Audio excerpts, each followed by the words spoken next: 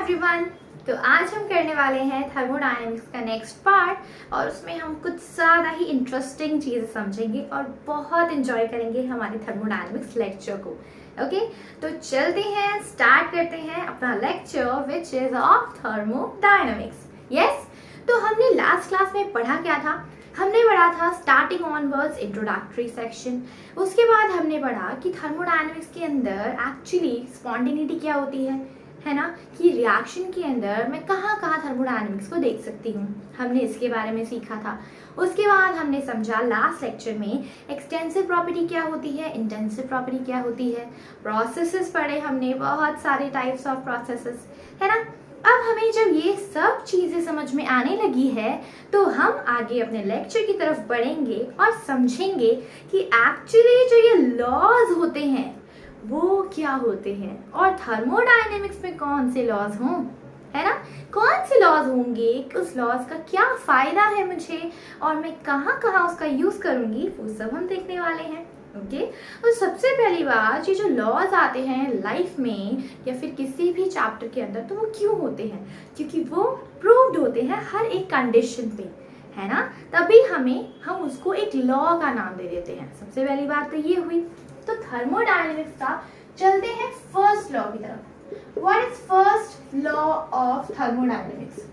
First law क्या है thermodynamics का? ये कहता है energy can neither be created nor destroyed. Energy can neither be created nor destroyed. ना तो मैं एनर्जी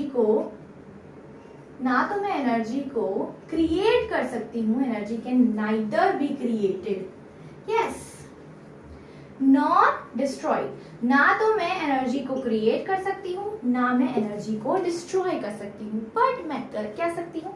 मैं एनर्जी को ट्रांसफर कर सकती हूँ। Energy can only transfer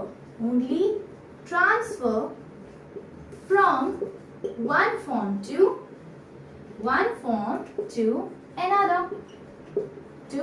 another. ये कहता है कि एनर्जी जो है सिर्फ आप ट्रांसफर कर सकते हो, एनर्जी को ना तो क्रिएट कर सकते हो ना ही डिस्ट्रॉय कर सकते हो, है ना। तो अगर हम एनर्जी को ट्रांसफर करेंगे तो एक इक्वेशन तो आनी ही चाहिए। तो वो जो मैथमेटिकल इक्वेशन है ना बेटा, उसको रटना नहीं है, उसको समझना है, ठीक है, कि इस लॉ के बेस पे वो इक्वेशन आई कहाँ से, वो समझेंगे। चलो देखें। इसने बोला energy can only be transferred from one form to another. अगर मैं मान लूं मैं इलेक्ट्रिकल एनर्जी स्विच ऑन करती हूँ, फैन चलता है, तो मैं इलेक्ट्रिकल एनर्जी से मैकेनिकल एनर्जी में कन्वर्जन कर रही हूँ। तो उस कन्वर्जन के लिए मुझे चाहिए क्या? मुझे चाहिए एनर्जी का mode in which it has to be converted. Yes, तो वो मोड क्या थे हमारे पास एनर्जी के? One is work and another is heat. Exactly ना, दैट मीन्स अगर मैं किसी सिस्टम की बात करूं तो उस सिस्टम की टोटल इंटरनल एनर्जी, टोटल जो एनर्जी होगी वो किस पर डिपेंड करेगी? कितना उस सिस्टम पे काम किया गया या कितनी हीट उसने ऑब्जॉर्व की या फिर रिलीज कर दी, है कि नहीं? यही होगा। अगर इस इक्वेशन ने मुझे, इस नॉर्मल स्टेटमेंट ने मुझे क्या बताया कि एनर्जी को मैं सिर्फ ट्रांसफर कर सकती हूँ, तो ट्रांसफर करूंगी तो किसी न किसी मोड में ट्रांसफर करूंगी, वेदर इट इज हीट और इट इज वर्क। अगर मैं उसको ट्रांसफर करूंगी तो वहां से इक्वेशन आएगी, that is what? Delta U is equals to Q plus W. जो एनर्जी होगी, अभी हम पढ़ेंगे इस डेल्टा यू के बारे में, just think about it simply that it is the energy and it will always be the sum of heat as well as work, because हम जितना काम करेंगे उतनी ज्यादा हीट रिलीज होगी या अब्सॉर्ब होगी, कुछ भी होगा वो हीट और वर्क के साथ होगा और एनर्जी ट्रांसफर होगी, है ना। तो एनर्जी दो मोड में ही ट्रांसफर हो सकती है, वेदर इट इज हीट और इट इज वर्क। एग्जैक्टली, तो हम एनर्जी को इसी टर्म्स में पढ़ेंगे। ओके, तो हम इसी टर्म्स में एनर्जी को समझेंगे। अब एक और स्टेटमेंट होती है इसके अंदर, that energy of an isolated system is constant. System is constant. अगर मैं बोलूं आइसोलेटेड सिस्टम, तो आइसोलेटेड सिस्टम के अंदर ना तो एनर्जी आप अंदर डाल सकते हो ना ही बाहर डाल सकते हो, किसी भी मोड में नहीं डाल सकते। तो एनर्जी अगर कांस्टेंट है तो इसका मतलब जो एनर्जी का चेंज होगा that will be equals to what? That will be equals to zero. Yes, अगर कोई भी चीज कांस्टेंट हो जाती है तो उसका जो चेंज होता है that will B exactly just zero. The change will B zero. Constant है इसका मतलब इनिशियली भी वही रहा होगा, लास्ट में भी वही रहा होगा, तो the change will be what? The state function. ना we know that the energy, the internal energy, kind of the energy change is always a state function. I told you, है ना। तो इसका मतलब है अगर मैं नॉर्मल समझूं तो आइसोलेटेड सिस्टम के अंदर ना तो हीट एक्सचेंज हो सकती है, ना ही वर्क, ना ही कुछ एक्सचेंज हो सकता है। अगर कुछ भी एक्सचेंज नहीं होगा तो Q आपका जीरो होगा इस केस में। जब energy of an isolated system is constant मैं बात कर रही हूँ, इसका मतलब इस कंडीशन में जो Q होगा वो भी जीरो होगा, W होगा वो भी जीरो होगा। तो चेंज क्या होगा बेटा? Of course it is zero. Yes, it will be zero. Okay, so that is simply first law of thermodynamics. Okay, चलो अब समझते हैं अपनी इंटरनल एनर्जी को कि एक्चुअली ये इंटरनल एनर्जी सिस्टम की होती क्या है, और उसके बाद हम चलेंगे बारी बारी से हीट पे और वर्क पे। समझेंगे कि वर्क किस कंडीशन में कैसे काम करता है, हीट क्या होती है, क्या क्या चीजें इसके अंदर होती है, वो समझेंगे और चीजों को इंटरेस्टिंग बनाएंगे। ओके, तो चलो फटाफट नोट डाउन करो बेटा। 1 2 3 4 गो। क्लियर? चलो, किसी को भी बेटा कोई भी डाउट हो you can let me know in the comment section. I will sure you कि मैं आपका डाउट क्लियर करूंगी फॉर श्योर, बट आप कमेंट सेक्शन में जरूर बताइएगा, ठीक है। चलो अब मैं समझती हूँ इस इंटरनल एनर्जी को। एक्चुअली ये जो इंटरनल एनर्जी होती है ये होती क्या है? ये जो इंटरनल एनर्जी है मेरे सिस्टम की, ये क्या होती है? अगर मैं बात करूं simple a glass of water, ठीक है, मैं ले लेती हूँ इस ग्लास ऑफ वाटर को, ठीक है, ये मेरा एक सिस्टम है, ठीक है, ये मेरा एक सिस्टम है, और ये हो गई एक बाउंड्री, है ना बेटा। ये जो वॉल है ग्लास की वो बाउंड्री है ना, ये बाउंड्री, ये system, and the outer most covering will be what? All the thing left out the system is always be the surrounding. सारा का सारा पार्ट सराउंडिंग है, ठीक है।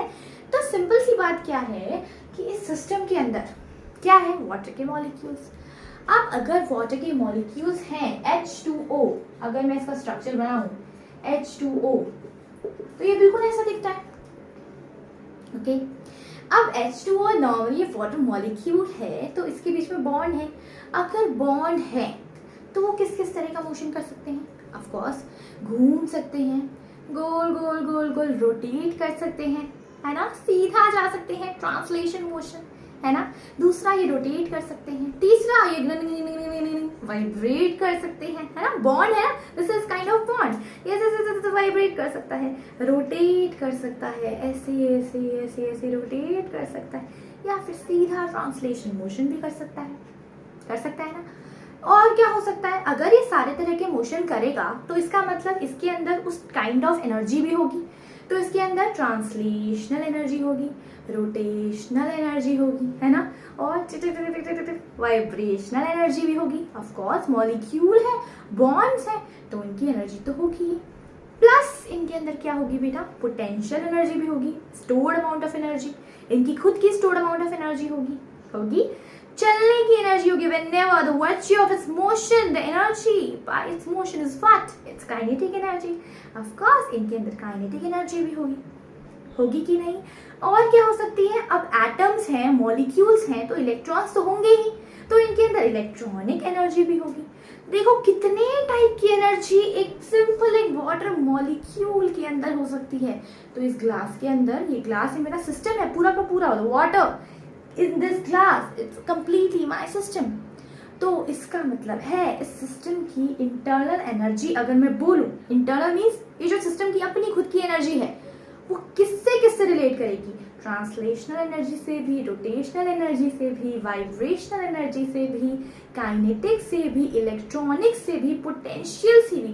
There are so many kind of energy and all together मैं इसे क्या कह सकती हूँ, मैं इसे कह सकती हूँ इंटरनल एनर्जी, क्योंकि थर्मोडायनेमिक्स मैक्रोस्कोपिक सिस्टम पे डील करता है.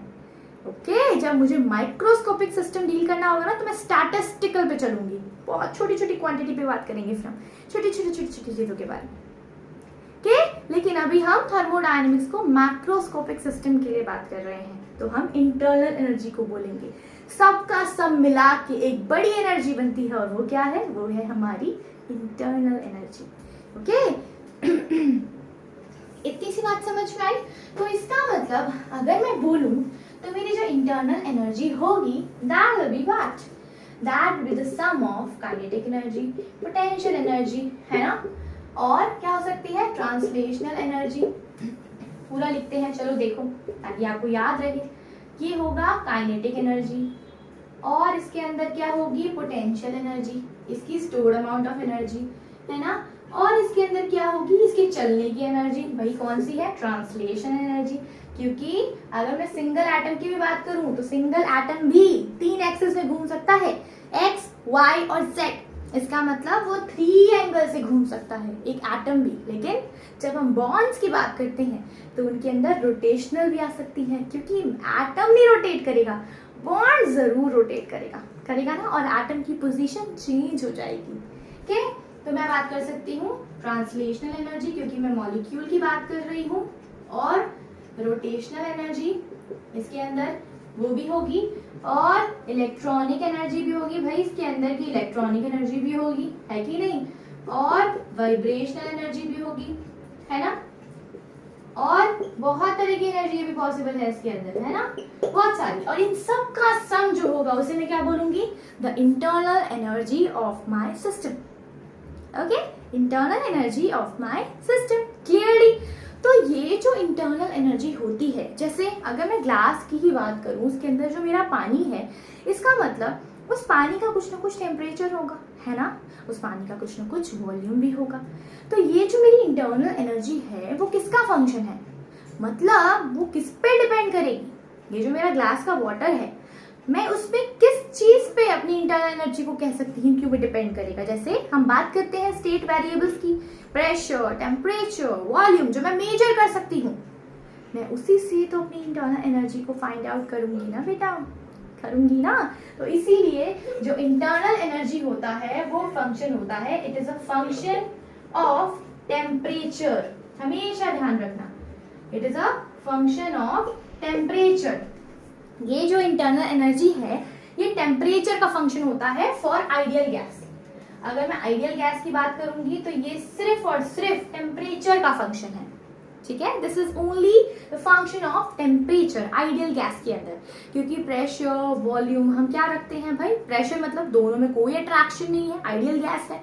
ना ही हम वॉल्यूम का काउंट करते हैं कुछ, है ना, हम बोलते हैं सबका वॉल्यूम, भाई सब अपनी तरफ से अपने अपने आराम से बैठे हुए हैं, किसी का किसी से कोई इंटरेक्शन नहीं है, तभी तो वो आइडियल है ना.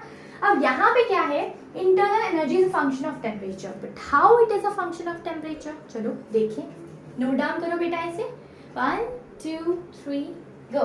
ओके सी, हमने बोला जो ये इंटरनल एनर्जी है वो काइनेटिक एनर्जी का भी फंक्शन है ना.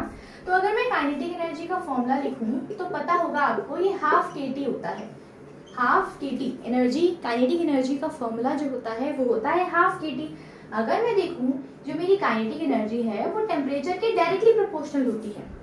नॉर्मली समझो, अगर किसी को ये फॉर्मूला याद भी नहीं है, पता भी नहीं है, तो भी नॉर्मली समझो, हम क्या कहते हैं, जैसे जैसे अगर मैंने एक नॉर्मल बीकर ले लिया, मैंने ले लिया ये मेरा कंटेनर, ठीक है, और मैंने इसमें लगा दी हीटिंग, ठीक है, मैंने इसका टेम्परेचर बढ़ा दिया. अब इसके अंदर मैं चाहती हूँ ये जो पानी है वो हो जाए बॉईल, है ना.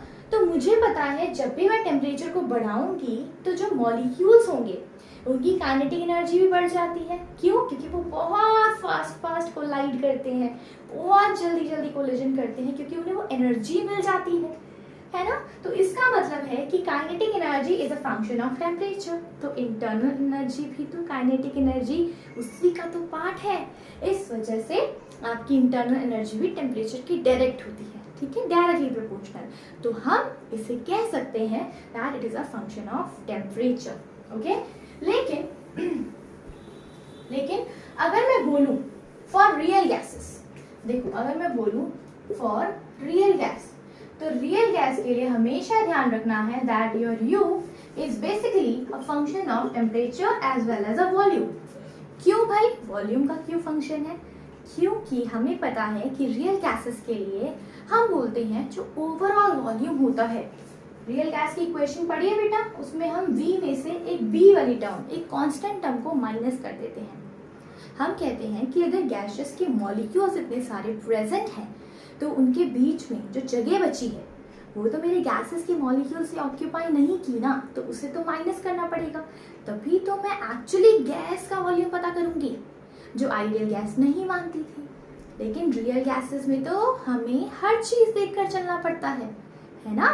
तो इसीलिए आपकी इंटरनल एनर्जी जो है, जो एनर्जी होगी हमारे सिस्टम की, वो गैसेस के वॉल्यूम पे भी तो डिपेंड करेगी ना। इसीलिए रियल गैसेस के अंदर ये टेम्परेचर और वॉल्यूम दोनों का फंक्शन होता है, ठीक है। इसे बिल्कुल अच्छे से ध्यान रखना, IIT लेवल में क्वेश्चन आता है कि your internal energy is basically function of what in real gases as well as in ideal gas, okay. तो चलो आप इसे नोट डाउन करो, फिर बढ़ते हैं आगे और अपनी इंटरनल एनर्जी को क्यू की और वर्क डन के रिस्पेक्ट में समझने की कोशिश करते हैं, ठीक है। चलो स्टार्ट, ओके। अब हम समझते हैं इंटरनल एनर्जी, हमें पता है ये किस पे डिपेंड कर रही है। ये एक तो हीट पे डिपेंड कर रही है और एक डिपेंड कर रही है वर्क पे, है ना। तो हम पहले हीट को समझते हैं, फिर चलेंगे वर्क की तरफ और चीज़ों को काफ़ी इंटरेस्टिंग बनाएंगे, ओके। चलो अब मैं चलती हूँ हीट की तरफ। तो मुझे पता है अगर ये मेरा सिस्टम है, ये मान लेती हूँ मैं, ये है मेरा एक बीकर, ठीक है, ये मेरा एक बीकर है और इसके अंदर गैसियस के मॉलिक्यूल्स हैं, गैस मॉलिक्यूल्स हैं, काफ़ी सारे गैस मॉलिक्यूल्स, ठीक है। मान लेते हैं इसके अंदर काफ़ी सारे गैस मॉलिक्यूल्स हैं, ओके। अब अगर मैं बोलूं it's a kind of a diathermic wall, इसमें ना डायाथर्मिक वॉल है, डायाथर्मिक वॉल। डायाथर्मिक वॉल का क्या मतलब होता है बेटा कि हीट एक्सचेंज पॉसिबल है, heat exchange will be possible, है ना। हीट एक्सचेंज जो है वो पॉसिबल है हमारे सिस्टम के अंदर, हीट बाहर भी जा सकती है और अंदर भी आ सकती है ना। तो हम मान के चलते हैं कि एक एंडोथर्मिक प्रोसेस हो रहा है, एंडोथर्मिक प्रोसेस हो रहा है। अगर एक एंडोथर्मिक प्रोसेस होगा बेटा, तो सिंपल सी बात बताओ कि अगर एंडोथर्मिक प्रोसेस होगा तो उसमें होता क्या है, heat will be absorbed, heat will be absorbed, है ना। तो एंडोथर्मिक प्रोसेस के अंदर हमारी जो हीट होगी वो सिस्टम एब्सॉर्ब करेगा। अब सिस्टम ने क्या किया, कुछ ना कुछ पार्ट को सराउंडिंग से लिया, तो मेरे सिस्टम में हीट एक्स्ट्रा होगी, होगी कि नहीं, मतलब जब भी सिस्टम में हीट एब्सॉर्ब होती है, okay, whenever is heat is absorbed by the system, अगर मेरा सिस्टम हीट को एब्सॉर्ब करता है तो वो हीट पॉजिटिव कहलाती है। हम कहते हैं ना कि जो एंडोथर्मिक प्रोसेस होते हैं उनमें हीट पॉजिटिव होती है क्योंकि सिस्टम जो है उस हीट को ले लेता है ना। तो एक्सोथर्मिक प्रोसेस में हीट क्या होगी, heat will be released by the system. अगर हीट रिलीज की जाएगी by the system so that will be what, negative. मेरे सिस्टम की बात कर रही हूँ बेटा, मैं अपनी सिस्टम के बारे में बात करूंगी, ओके, मैं अपनी सिस्टम के बारे में बात करूंगी। तो हीट जब रिलीज की जाएगी by the system so that will be what, that will be negative, yes, that will be negative, okay. और अगर मैं बात करूं वर्क की, अगर मैं बात करूं वर्क की, तो वर्क का क्या होगा बेटा, अगर मैं वर्क डन करूं, अगर मैं वर्क डन करूं ऑन द सिस्टम, अगर मैं सिस्टम पे काम करूंगी तो वो क्या होगा, सिस्टम पे अगर मैं काम कर रही हूँ तो सिस्टम को मिल रही है एनर्जी, है ना। तो उस वर्क में क्या होगा, पॉजिटिविटी आएगी, Whenever work is done on the system, so work done will be always positive. Or whenever work done is by the system, अगर सिस्टम सराउंडिंग पे काम कर रहा है तो उस कंडीशन में हमारा वर्क डन क्या होगा बेटा? नेगेटिव। क्यों नेगेटिव होगा? सिंपल सी बात है, और मेरे सिस्टम ने किसी और पे काम किया तो उसका खुद का तो कुछ ना कुछ खर्चा हो जाएगा ना, तो वो क्या हो जाएगा? नेगेटिव। ओके, कुछ ना कुछ अमाउंट लेस हो जाएगा, तो हम उसे कैसे रिप्रेजेंट करेंगे? As a negative. ओके, तो व्हेनेवर सिस्टम किसी और पे काम करेगा तो उसने किसी को कुछ दे दिया तो उसका वर्क डन नेगेटिव हो जाएगा, हीट नेगेटिव हो जाएगी, है ना। जब भी वर्क वो किसी और पे करेगा इसका मतलब उसके अंदर से हीट रिलीज हो जाएगी। क्लियर? तो ये पॉइंट आप नोट डाउन कर लो, इसे ध्यान रखना है हमें हर एक केस के अंदर, ठीक है। चलो नोट डाउन करो बेटा। 1 2 3 4 5 गो। चलो अब करते हैं थोड़ा समझने वाली बातें, ठीक है। देखेंगे, समझेंगे, चीजों को बहुत अच्छे से समझेंगे, ठीक है। मैंने बोला था अगर मैं हीट की बात करूं बेटा, अब हम देखते हैं एक हीट एंड वर्क में डिफरेंस क्या होता है। हम दोनों की बात कर रहे हैं, क्यों नहीं बस हम एक ही ले लेते हैं। हम यहाँ पे हीट और वर्क के बीच में डिफरेंस की बात करेंगे, ठीक है। अगर मैं हीट की बात करूं और मैं वर्क की बात करूं, तो अगर मैं वर्क डन करती हूँ, सिंपल सी बात है, अगर मैं एक सिस्टम लेती हूँ, ये मेरा एक सिस्टम है, ठीक है, ये मेरा एक सिस्टम है, ठीक है। इसके अंदर गैस के काफी सारे मॉलिक्यूल्स हैं, ठीक है। और मैंने क्या किया, इस पे वर्क डन किया। कैसे? मैंने इस पे एक पिस्टन अप्लाई किया, ठीक है। मैंने इस पे एक पिस्टन अप्लाई किया और गैस को कंप्रेस करने की कोशिश की, ठीक है। मैंने गैस बंद करके इसको गैस को कंप्रेस करने की कोशिश की। अगर मैं गैस को कंप्रेस करूंगी तो होगा क्या? मैं वर्क कर रही हूँ उसके ऊपर, है ना। तो वर्क करोगे आप तो गैसेस के मॉलिक्यूल्स कंप्रेस होंगे, और कंप्रेशन तो आप चारों तरफ से कर रहे हो ना। तो आपका जो वर्क डन होता है वो हमेशा क्या होता है? वो सिस्टम पे एक ऑर्डर्ड फैशन में होता है। एक ऑर्डर में गैस मॉलिक्यूल्स अंदर की तरफ प्रेस हो रहे हैं ना। एक ऑर्डर में गैस मॉलिक्यूल्स अंदर की तरफ प्रेस हो रहे हैं। सो जो वर्क होता है इट इज अ ऑर्डर्ड, ये ऑर्डर्ड वे है वर्क डन करने का। मतलब जब भी हम किसी पे काम करते हैं तो ये ऑर्डर्ड वे में काम होता है, एक ऑर्डर में चलता है, इसमें कोई रेंडमनेस नहीं होती। There is no randomness. अगर हम किसी पे काम करेंगे तो वो रेंडमली नहीं हो रहा, वो हम एक ऑर्डर्ड फैशन में काम कर रहे हैं, पंक्चुअलिटी के साथ, ठीक है। लेकिन अगर मैं हीट की बात करूं तो हीट की कोई डायरेक्शन होती है? अगर मैं पानी को बॉईल कर रही हूँ बेटा, तो जो पानी के मॉलिक्यूल्स होते हैं क्या वो एक ऑर्डर में हीट रिलीज करते हैं? क्या वो एक ऑर्डर में बाहर जा रहे हैं वाटर वेपर बन के? नहीं। तो उनका अरेंजमेंट जो होता है वो कभी भी ऑर्डर नहीं होता। तो देयर इज इररेगुलरिटी, है ना, इररेगुलरिटी होती है। मैं क्या कह सकती हूँ उसमें? रेंडमनेस है बहुत ज्यादा।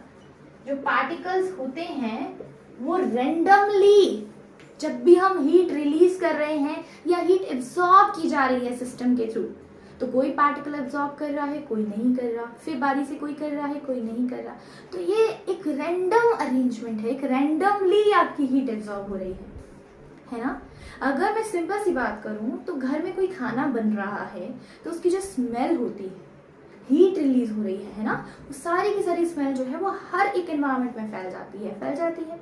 लेकिन अगर मम्मा को, हमारी मॉम को एक बकेट के अंदर उसको बस बंद करना हो तो सिर्फ वो वर्क डन करेंगी ना, वो बकेट को अच्छे से ढक देंगी।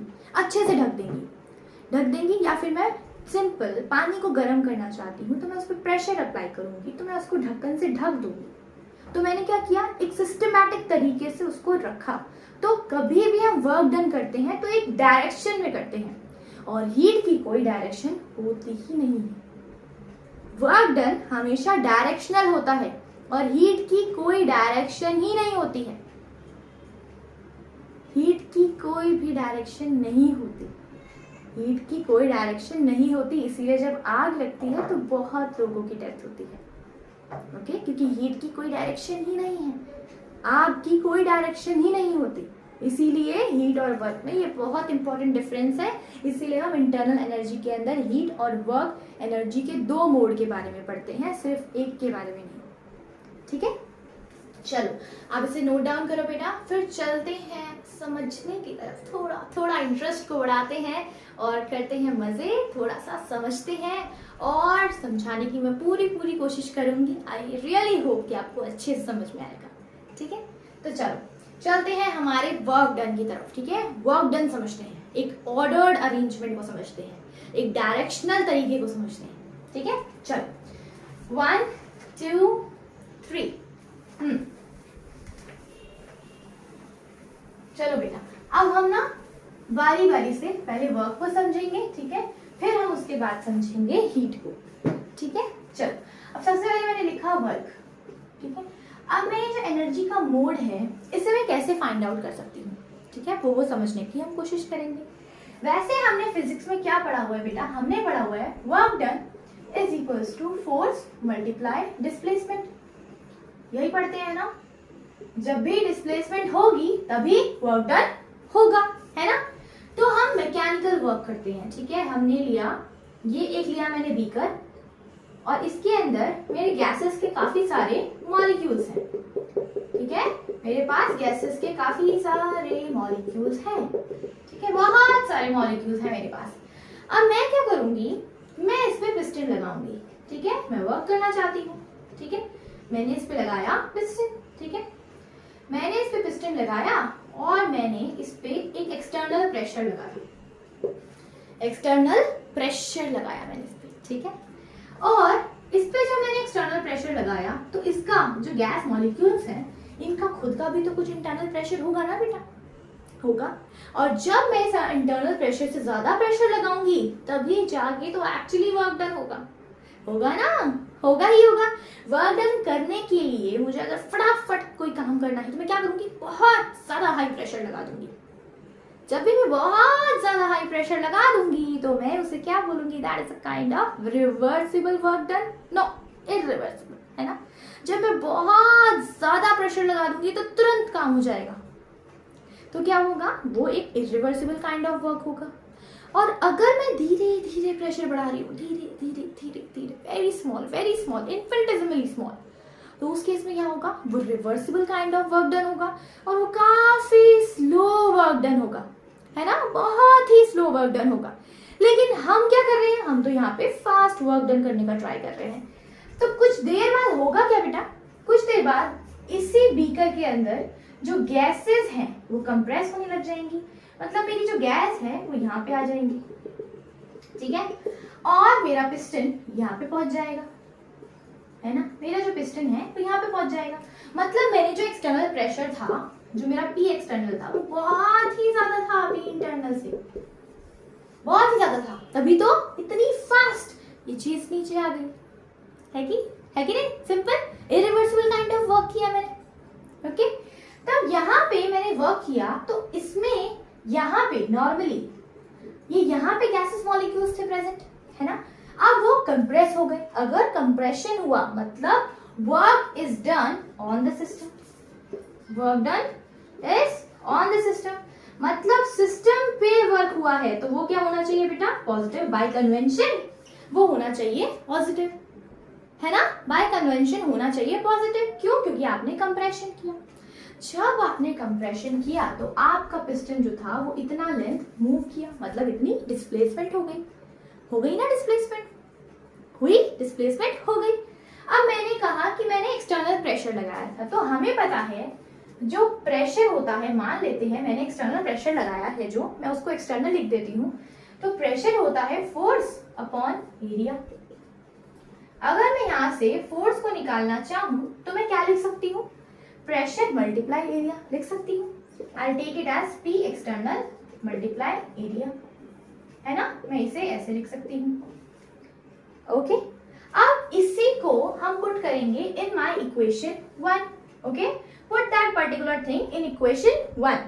तो हमने लिखा work done is equals to P external multiply area multiplies what, displacement कितनी हुई बेटा, L, है ना। अगर एरिया को लेंथ से मल्टीप्लाई कर दूं तो क्या बनेगा, एरिया को अगर मैं लेंथ से मल्टीप्लाई कर दूं तो बनेगा क्या, इट विल बी वॉल्यूम, है ना। तो ये क्या हो गया, P external into volume, the change in volume, कितना मैंने चेंज किया, कितना मैंने चेंज किया। अब देखो ये था VI, इनिशियल मेरा वॉल्यूम इतना होता था, बाद में कितना हो गया, V फाइनल मेरा इतना हो गया, इतना रह गया। मतलब जो पहले वॉल्यूम था एंड में वॉल्यूम बहुत डिक्रीज हो गया है ना। जो वॉल्यूम था वो कम हो गया मेरा, पहले वॉल्यूम बहुत ज्यादा था अब कम हो गया। तो मतलब अगर मैं डेल्टा V लिखूंगी तो डेल्टा V आएगा क्या बेटा, V final minus V initial, और वो आएगा क्या, नेगेटिव, नेगेटिव आएगा ना, नेगेटिव आएगा ना। क्यों, क्योंकि जो फाइनल है वो बहुत कम है और इनिशियल है वो बहुत ज्यादा है।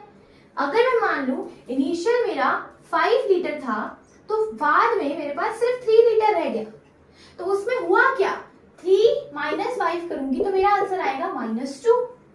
अगर मैं आंसर में -2 लगाऊं तो मुझे क्या मिलेगा, work done will be negative. लेकिन अकॉर्डिंग टू कन्वेंशन जब भी हम वर्क डन सिस्टम पे करते हैं तो वो हमेशा पॉजिटिव आना चाहिए। इसीलिए हम वर्क डन की कन्वेंशन को बचाने के लिए हम यहाँ पे एक माइनस साइन लगाते हैं, will take it -P external delta V. So that will be my formula.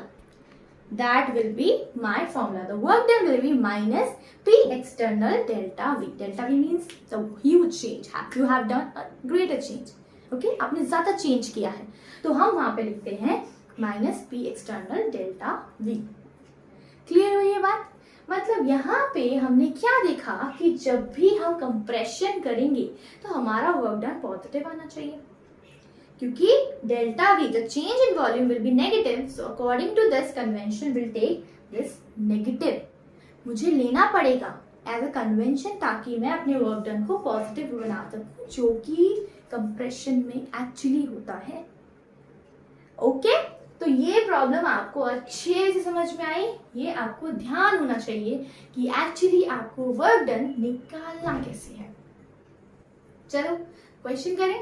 मतलब ये मैंने किया है एक इरिवर्सिबल प्रोसेस, इरिवर्सिबल प्रोसेस के अंदर जो वर्क डन होगा वो हमेशा यही होगा, -P एक्सटर्नल डेल्टा V, है ना। चाहे रिवर्सिबिलिटी, चाहे आप कोई भी प्रोसेस लो, कोई भी प्रोसेस, आपका फॉर्मूला सेम रहेगा अगर वो प्रोसेस इरिवर्सिबल है तो। अगर प्रोसेस इरिवर्सिबल है, चाहे वो आइसोथर्मल हो, एडियाबैटिक हो, आइसोकोरिक हो, आइसोबारिक हो, whatever it is, in irreversible process your formula will be the same, the W is equals to -P external dV. Okay, आपका फॉर्मूला रिमेन सेम रहेगा, that will be work done is equals to -P external delta V. Clear. चलो आप इसे note down करो, फिर हम करते हैं क्वेश्चंस। 1 2 3 4 गो। चलो अब हम करते हैं क्वेश्चंस, थोड़े ग्राफिकल क्वेश्चंस को समझने की कोशिश करते हैं कि अगर मुझे उसमें वर्क डन निकालना हुआ तो मैं कैसे निकालूंगी, है ना। अगर मुझे उस केसेस में वर्क डन निकालना पड़ेगा तो मैं कैसे निकालूंगी, ठीक है। अगर मान लेते हैं मेरे पास ये पीवी ग्राफ दे रखा है, पीवी ग्राफ है, और इस ग्राफ में मुझे ये दे रखा है कि A से B तक मेरा वर्क डन हुआ है, ठीक है। A से B तक कोई प्रोसेस है, जैसे कि मान लेते हैं ये मेरा प्रोसेस है, ठीक है, आइडियल गैस है मेरी नॉर्मल, ठीक है, और उसके अंदर मेरे पास A से B तक वर्क हुआ है ना। A से B तक आने के लिए मुझे वर्क करना पड़ेगा ना, ये मेरा सिस्टम है, उस सिस्टम के अंदर पहले A स्टेट थी, उसके बाद B स्टेट आई, मतलब कुछ ना कुछ चेंज तो इन दोनों के बीच में हुआ ही होगा। अगर मुझे वर्क डन निकालना पड़ता है कभी भी किसी भी ग्राफिकल पोर्शन के अंदर, तो हम पता क्या करते हैं, हमेशा ध्यान रखना, work done in any graphical way, तो हमेशा वर्क डन का फॉर्मूला क्या होता है, the area under the curve. हम इसके अंदर डायरेक्ट फॉर्मूला लगाएंगे। मान लो, चलो पहले फॉर्मूला लगा के देखते हैं। अगर मैं फॉर्मूला लगाऊं work done is equals to minus P external delta V, तो यहाँ पे मुझे दिख रहा है कि पहले जो प्रेशर था, यहाँ पे ले लेते हैं 1, यहाँ पे ले लेते हैं 3, यहाँ पे ले लेते हैं 3, यहाँ पे ले लेते हैं 6। अब ध्यान से देखो, यहाँ पे जो प्रेशर है, वॉल्यूम तो चेंज हो ही रहा है, तो चलो वॉल्यूम तो आप डेल्टा वी में लिख दोगे बड़े आराम से, लेकिन प्रेशर तो सिंगल ही है आपके पास। लेकिन इस ग्राफ के अंदर जो प्रेशर है वो भी चेंज हो रहा है। अगर प्रेशर भी चेंज हो रहा है तो क्या ये फॉर्मूला एप्लीकेबल होगा? नहीं होगा। तो ग्राफिकल पोर्शन के अंदर ये फॉर्मूला नहीं लगता। आप इस फॉर्मूले के साथ काम नहीं करोगे। आप क्या करोगे? आप निकालोगे एरिया अंडर द कर्व। अगर आप एरिया निकालोगे अंडर द कर्व तो वहां पे आपका वर्क डन एग्जैक्टली करेक्ट आएगा। ओके, वर्क डन आपका एग्जैक्टली करेक्ट आएगा। ठीक है, चलो देखिए एरिया अंडर द कर्व कैसे होगा बेटा। मैं इसको थोड़ा एक्स्ट्रापोलेट करती हूँ डॉटेड लाइन से, तो ये बनेगा एरिया। मतलब जो मेरा एरिया होगा that will B this one, ये मेरा पूरा एरिया होगा। इस पूरे एरिया का मुझे वर्क डन निकालना है। इस पूरे एरिया के अंदर जो भी काम हो रहा है वही मेरा वर्क डन होगा। तो वर्क डन अगर मुझे निकालना है तो ये जो एरिया है ये क्या दिख रहा है मुझे? ये मुझे क्या दिख रहा है? ये मुझे दिख रहा है trapezium. It is a trapezium. तो हम क्या निकालेंगे? हम निकालेंगे एरिया ऑफ ट्रेपीजियम। हम निकालेंगे area of trapezium. Area of trapezium क्या होता है? Half into sum of parallel sides. क्या होता है बेटा? ये half into sum of parallel sides multiply height. ठीक है, इसका फॉर्मूला होता है, ट्रेपीजियम का फॉर्मूला होता है half into sum of parallel sides multiply height. ठीक है, अब ध्यान से देखो, जो सम ऑफ पैरेलल साइड्स है ये मेरी पैरेलल साइड्स है ना, एग्जैक्टली ये मेरी पैरेलल साइड्स है। ठीक है, और that will be my height. इन दोनों के बीच का जो डिफरेंस है that will be my height, है ना। तो चलो देखो यहाँ पे क्या हो सकता है। अगर मैं देखूंगी तो सम ऑफ पैरेलल साइड्स क्या होंगी? ये और ये। तो यहाँ पे जो प्रेशर है वो है 1। ठीक है, यहाँ पे जो हाइट, ये जो मेरा साइड्स हैं इसकी लेंथ कितनी है? 1, और इसकी कितनी है? 3। तो ये क्या हो जाएगा? Half into 1 plus 3। क्लियर? देखो ध्यान से, ये जो है ये इतना डिस्टेंस जो है वो क्या है? 1। ये मेरी साइड्स है पैरेलल, और इसका जो डिस्टेंस है वो क्या है? 3। तो मैंने लिखा 1 प्लस 3 इंटू इन दोनों के बीच का डिफरेंस, ये जो हाइट है वो कितनी है? 6 माइनस 3, है ना, यही होगी ना हाइट। तो 6 minus 3 that will be what? 3। तो इंटू 3, तो ये आएगा क्या? Half into 4 into 3, so that will be 2 2 4 and that will B 6 litre ATM। आएगा ना, 6 लीटर ATM। देखो ध्यान से हुआ क्या? 1 प्लस 3 जब मैंने किया, ये 1 प्लस 3, तो ये था प्रेशर इन ATM। तो 1 प्लस 3 क्या होगा? ATM। और ये जो मैंने डिफरेंस लिया वो वॉल्यूम था, तो वो था लीटर। तो ओवरऑल यूनिट क्या बनी? 6 लीटर ATM। अब हमने तो सुना है भाई जो वर्क डन होता है उसकी SI यूनिट क्या होती है बेटा? जूल, है ना। SI यूनिट क्या होती है उसकी? जूल होती है, जूल ही होती है ना। तो अगर मुझे लीटर ATM को जूल में कन्वर्ट करना पड़े तो मैं क्या करूंगी? अब देखो जरा ध्यान से देखो, ठीक है। लीटर ATM को जूल में कन्वर्ट करना बहुत जरूरी है, क्योंकि पेपर में डायरेक्ट जूल लीटर ATM में आंसर नहीं लिखना होता। आपको MCQ में हमेशा आंसर जूल में आता है, तो आप जूल में जरूर निकालना सीखोगे। ठीक है, चलो इसे नोट डाउन करो। 1 2 3 4 5 गो।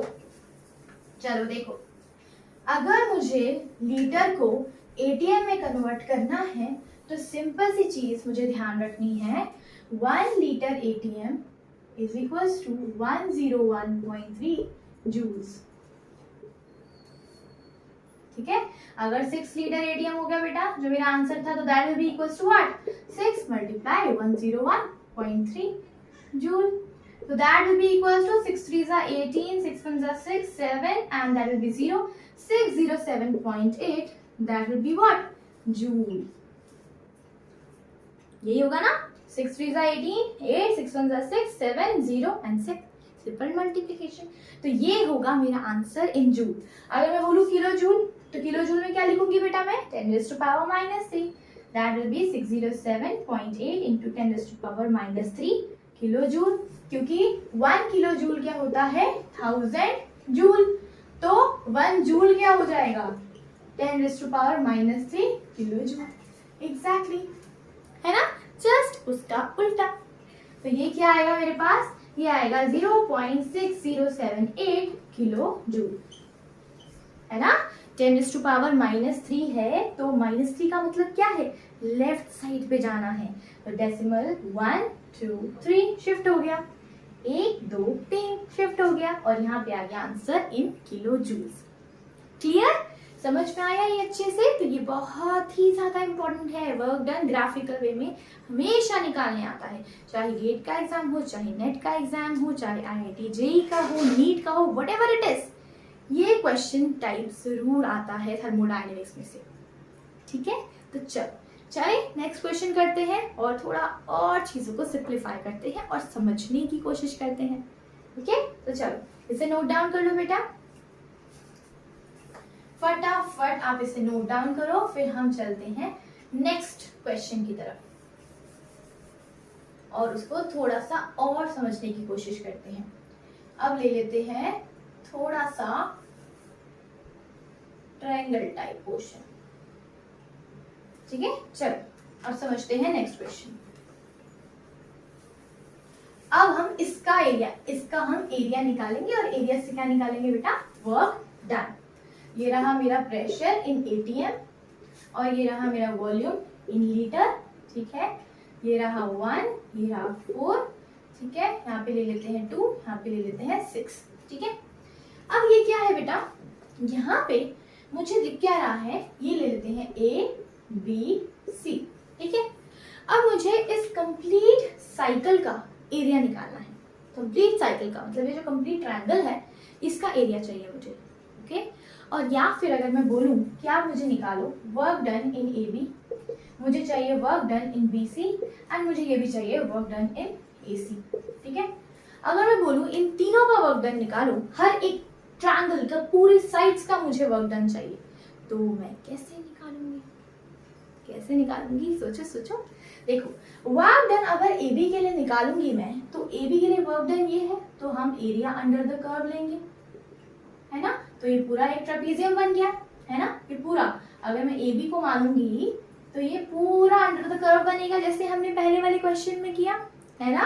तो area under AB will be what, A ये जो साइड है ये 2, ये जो साइड है ये 6, सो हाफ इनटू 2 + 6, यही होगा, क्योंकि trapezium the sum of parallel sides this and multiply height is what 3, 4 - 1 is what 3। तो क्या आएगा आंसर बेटा, यहाँ लिखते हैं half into 6 + 1 7 into 3, so it will be 21 divided by 2, 10.5 litre ATM, है ना, 10.5 लीटर ATM, यही आएगा हमारा आंसर। ठीक है, अब नेक्स्ट पे चलते हैं। अब ध्यान से एक और चीज को नोट डाउन करो, यहाँ पे बहुत इंपॉर्टेंट चीज है, ध्यान से देखेंगे हम। अगर मैं AB में चेक कर रही हूँ, मैं A से B की तरफ जा रही हूँ, ठीक है, तो मैंने क्या देखा, अगर मैं डेल्टा V देखूं, तो चेंज इन वॉल्यूम, इसमें होगा क्या, मैं A से B की तरफ जा रही हूँ, तो वॉल्यूम होगा 4 - 1, है ना, वॉल्यूम क्या होगा 4 - 1। तो इसके अंदर हुआ क्या, पहले जो वॉल्यूम था वो 1 था, अब वॉल्यूम बढ़ गया। अगर वॉल्यूम बढ़ गया तो होगा क्या, एक्सपेंशन। जब भी वॉल्यूम बढ़ता है, the change in volume, whenever the change in volume is positive, तो हम उसे कहते हैं एक्सपेंशन।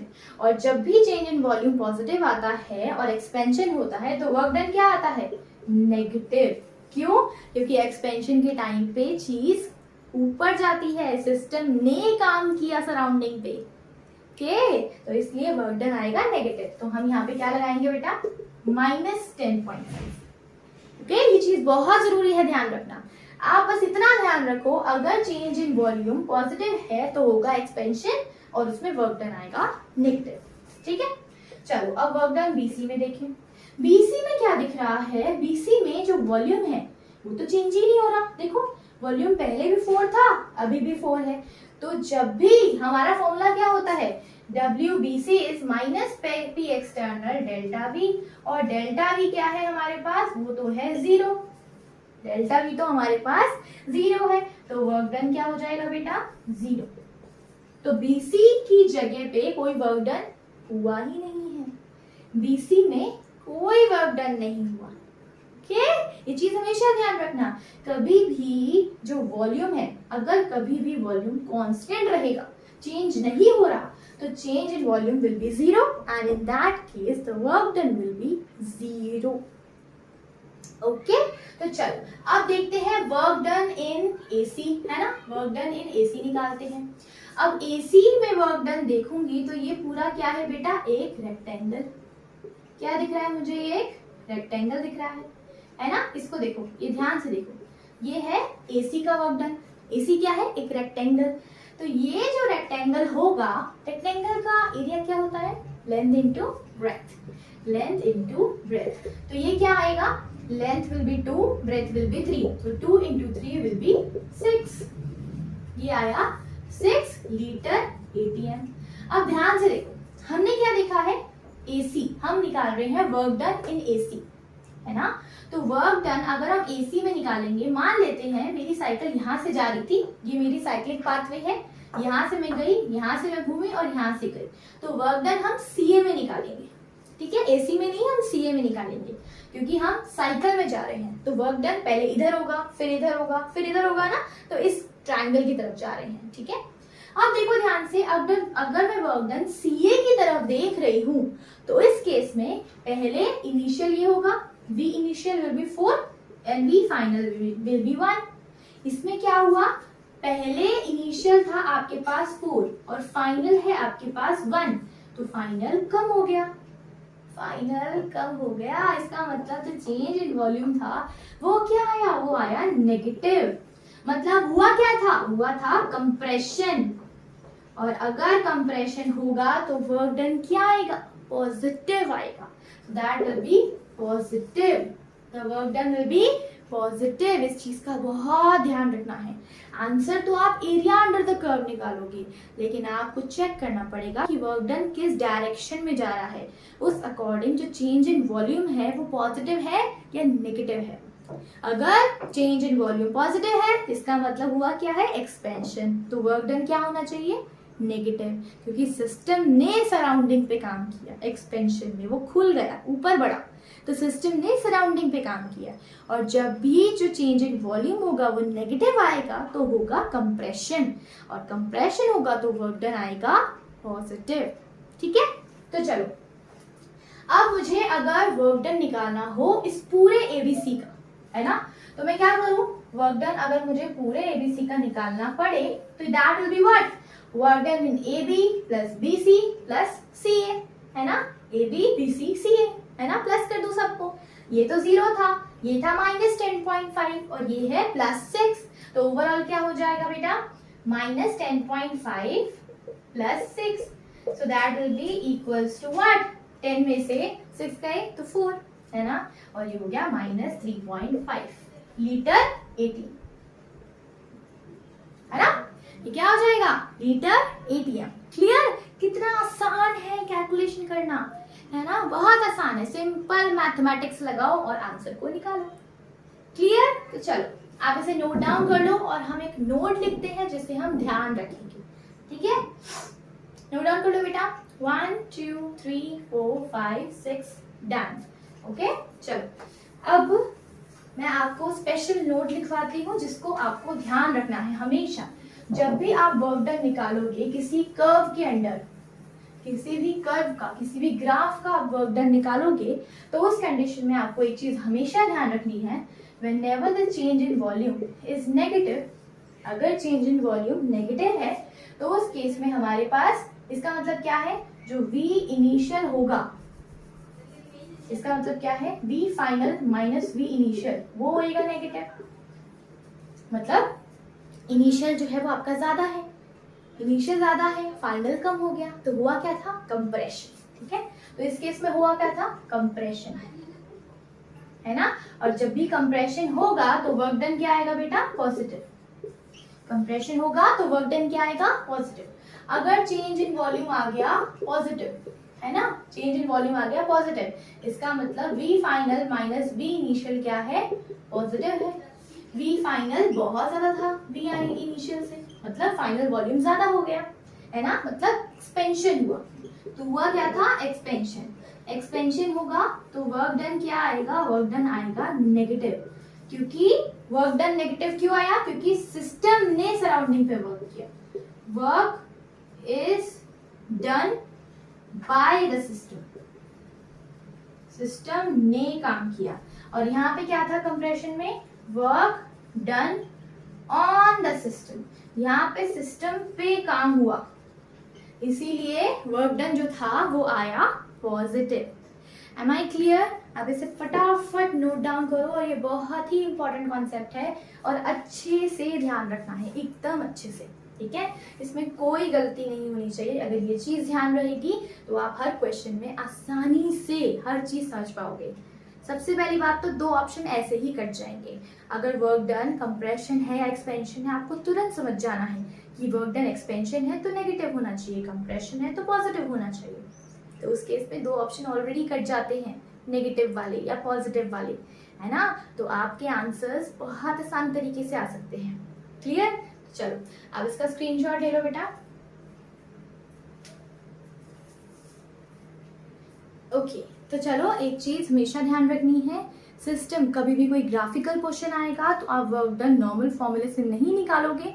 उसके लिए आप अप्लाई करोगे एरिया अंडर द कर्व, है ना। रेक्टेंगल है तो उसका एरिया, ट्रायंगल है तो उसका एरिया, है ना, ट्रेपीजियम है तो उसका एरिया, उस अकॉर्डिंग आप एरिया निकालोगे, है ना। और हमेशा ध्यान रखना है कि एक्सपेंशन है तो इसका मतलब वर्क डन नेगेटिव, कंप्रेशन है तो वर्क डन पॉजिटिव, ठीक है। बस इतनी सी चीज ध्यान रखनी है और थर्मोडायनेमिक्स को जीत लेना है।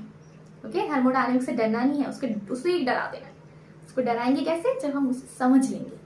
ओके, तो चलो मिलते हैं अगले लेक्चर में एक नई वीडियो के साथ, और उसमें हम पढ़ेंगे हीटिंग, हीट कैसे कैसे डिटरमाइन की जा सकती है, और हम पढ़ेंगे work done in isothermal, adiabatic, expansion, compression, reversible, irreversible, हर तरह की चीजें सीखेंगे नई वीडियो में, ठीक है।